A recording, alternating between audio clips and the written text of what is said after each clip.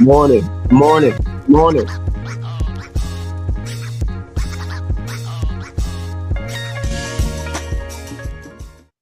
Good morning, good morning, good morning. It's Friday. You made it. You made it to Friday. You made it to Friday. As you are entering into the place, tag someone. Tag someone. Hit the share button.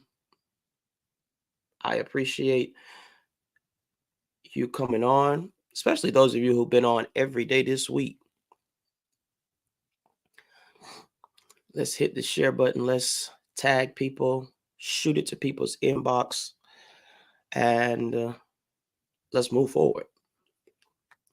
It is Friday, September the 13th. And Friday the 13th. Oh, wow. And we are excited that we made it to the temple for the poor.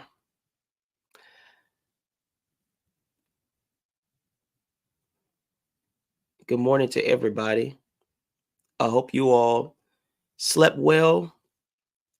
I hope you all have a great day today, closing out your week at work, um, and preparing for a great weekend. I am looking forward to this weekend. Tomorrow night, MMCC Raleigh is having Sunday on Saturday at 7:00 p.m. And I believe God's going to move tremendously. And then Sunday, 10 a.m., we're at Deeper Life, Goldsboro. Sunday evening at 5 p.m., we are launching Impact Church Greenville. So keep us in prayer this weekend. Elder Yoli, good morning. Good morning, good morning, good morning. It's going to be absolutely great. Yeah, tomorrow night is Best Sneakers Edition. So, yeah, bring your kicks out tomorrow.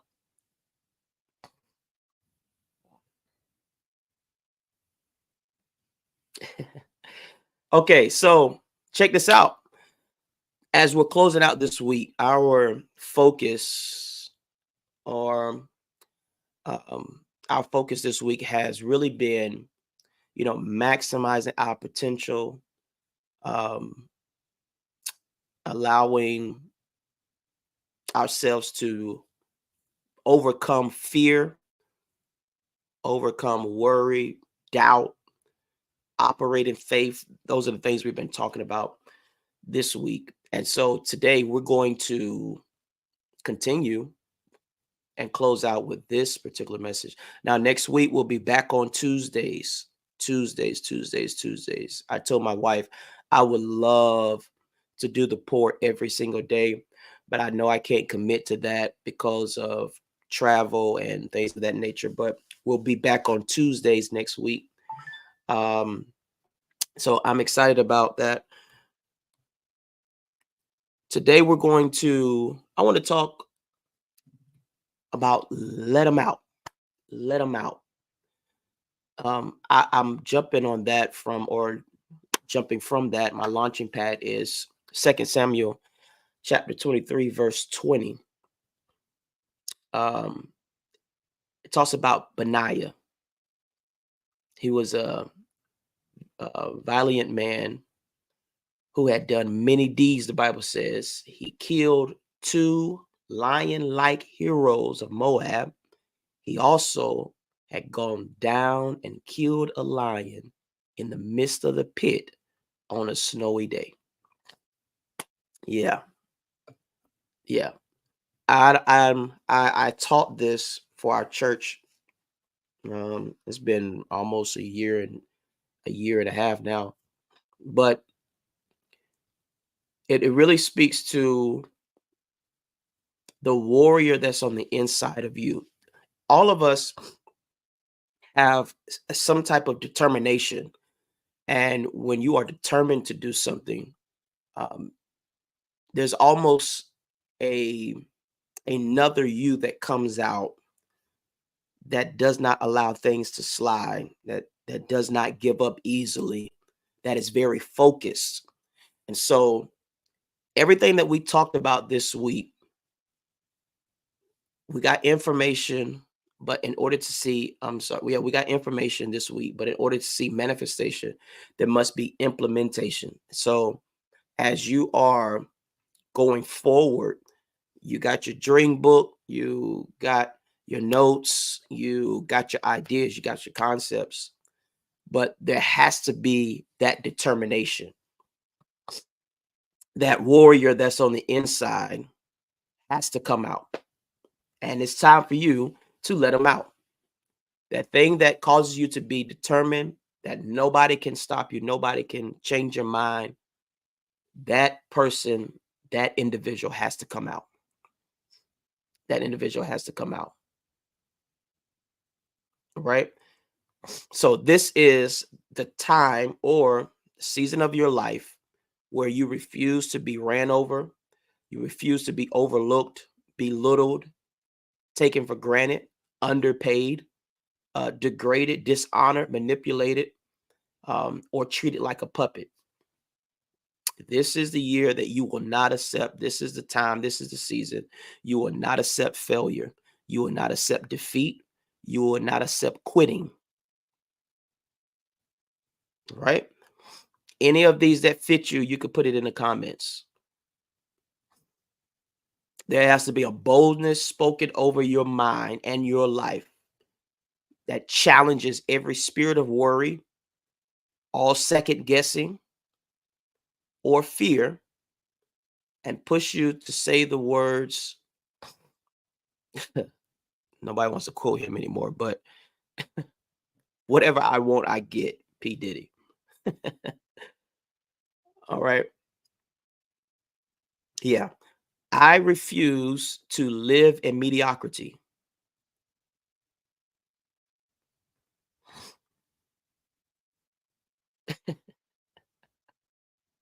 That's right, Shannon. That's right. You have to refuse to accept mediocrity. I'm not living my life in average. Refuse to live my life in average. There is a warrior, there's a go getter, there's a worker, there's a beast on the inside of you. Those of you who have read the book, Unleash the Beast, you know exactly where I'm coming from today. Right? So all that within you that causes you to be passive, you got to let that go. Selective passivity causes you to be disobedient to instruction from God because of fear of consequence. How far would you be had you moved when God said move? To be passive is sacrificing your own preference and needs to help others meet their preferences and needs. It is accepting and allowing what happens or what others do without active response or resistance. Hear me. Your mentality must be, I'm not going to let life throw what it wants to throw at me. I'm not going to take it and bow. No. Life would not run me over. This is the time, y'all, where you fight back. There has to be intentional action. Intentional action. Okay. I used to say this, and I think I said it when I actually first preached this particular text, that fear comes in every aspect of your life. And if you're scared, do it scared. Okay. If you're scared, do it scared. And that's a great, I understand the concept of that saying. If you're afraid, do it afraid. I understand the concept of that. But this week we rebuked fear. So if you're afraid, rebuke fear so you can get it done in the right spirit. Yeah. God told Joshua, fear not. He was actually warning him that fear would try to stop him from moving ahead. Joshua 8:1. Fear would try to stop him from moving ahead with God's plan for his life. Instead of letting fear control him, he needed to be strong and full of courage to keep going forward. He needed to fight and win the battle against fear so that he could experience the victory of fulfilling God's plan and enjoy everything that God had for him. God has not given you the spirit of fear, but of power, love, and a sound mind. If God has not given you the spirit of fear, why would you try to do something while you're afraid? That means you'll be doing it in the wrong spirit. God didn't give you that. Yeah. So that's saying, if you're afraid, do it afraid. No, that's not the mentality we want to have. And I'm glad I could correct that. If you're afraid, rebuke fear, because that's not a spirit that God wants you to operate in. Here we are back with fear again. Fear of failure is, what some of us deal with. Fear of failure. Fear of failure will cause you to never start or try anything that's not completely safe. Faith is not safe. I'm preaching a lot better than y'all responding. Comment back. Fear of rejection makes you afraid to do anything that could result in embarrassment if not successful. Fear of change causes us to give up on our dreams and callings that require the responsibility of changing our lifestyle. Y'all know there's some stuff that we need to get rid of, but we fear what our life would be without that. Fear of waiting causes us to avoid anything that comes with a process that will make the end result seem further and further away. Fear of success. Do you know people fear success? People fear success because success means that you have to discipline yourself and accept responsibility. Yep. Fear paralyzes us. It keeps us from doing things that we could and we should do. Right? I want y'all to take that with you all day long. Faith is not safe. Faith is not safe.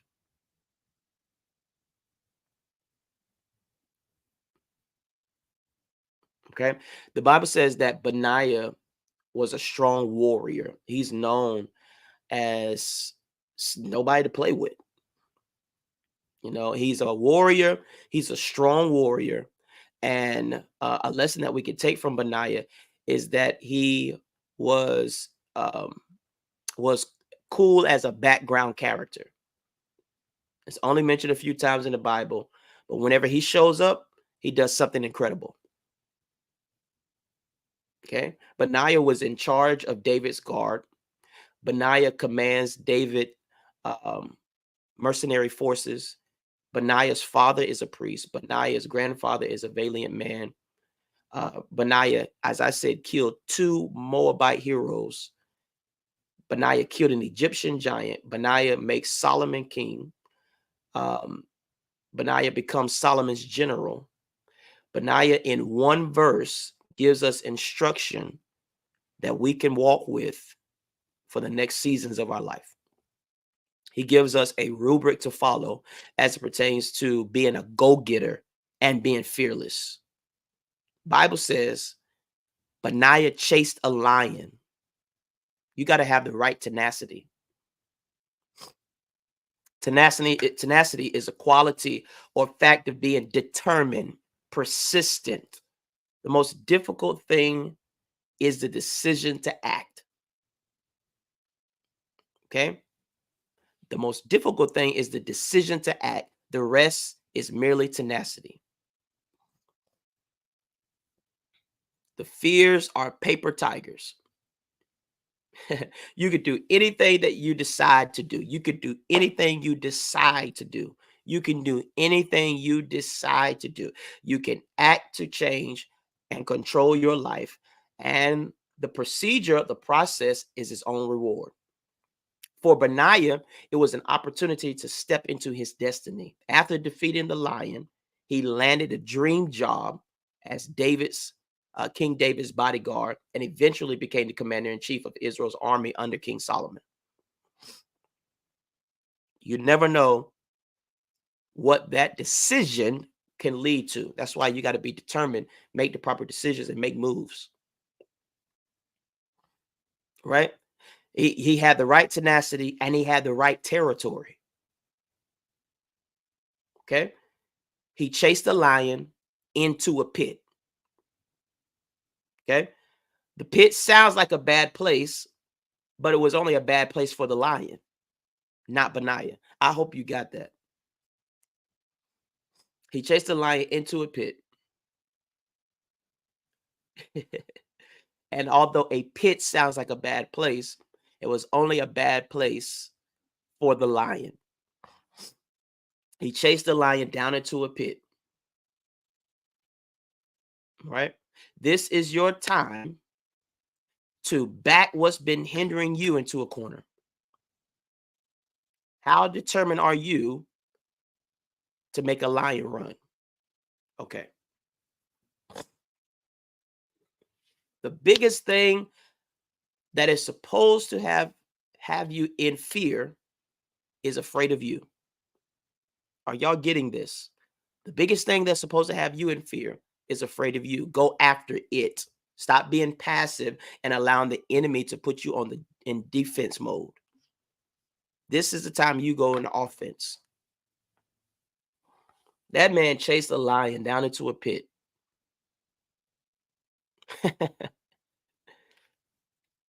So he had the right tenacity, he had the right territory, and he had the right tools. You have the right tools. He chased the lion into a pit and killed it. Whatever you have to work with, stop underestimating yourself. Change your perception when you look at other people. Because, I used to say, you need to mind your own business, because some individuals, you look at how other people are doing what they're doing and you become intimidated and you get frustrated because you're not able to, I guess, be as effective as they are with what they're doing.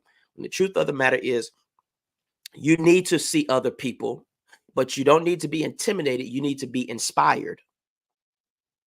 You need to be inspired to work what you have. You have what it takes. You have what it takes. What you have probably needs to be developed.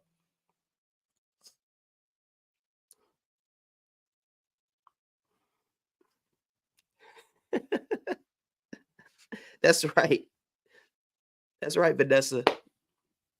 We're chasing lions. Right? But you have the right tools. The gift you have, the talent you have, what is in you that's being developed, you have the right tools. Watch this. I need you to understand that this is also the right time. Bible says Benaiah chased the lion into a pit and killed it on a snowy day. On a snowy day.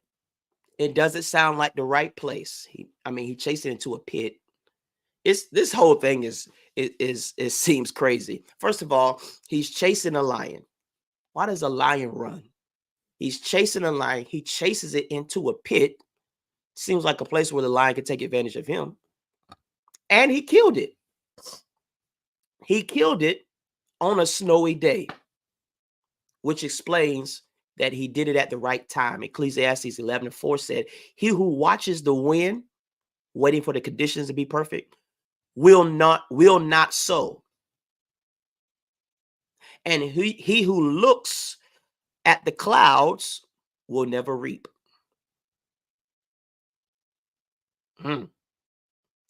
You keep waiting on the perfect time, the perfect conditions. When your life gets this, when I come past this, I gotta wait until this happens. I gotta wait until this time. After this, after that, all that is pushing you to a place of procrastination. Do it on a snowy day. Do it where the conditions don't look perfect. Do it now. Do it where it seems like it's out of time. Bible says, once again, he who watches the wind. You sit here waiting for things to be perfect in your life so you can move. You'll never sow. You'll never sow. What if it's snowy in your life because you won't move? You waiting for the snow to leave.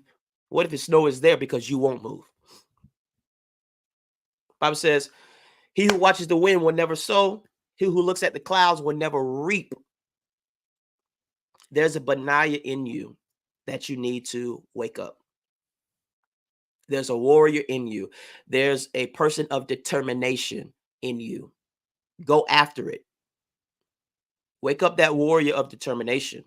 Wake up that warrior of persistence. Defeat in this season. Defeat in this season. You have too much in you to fail.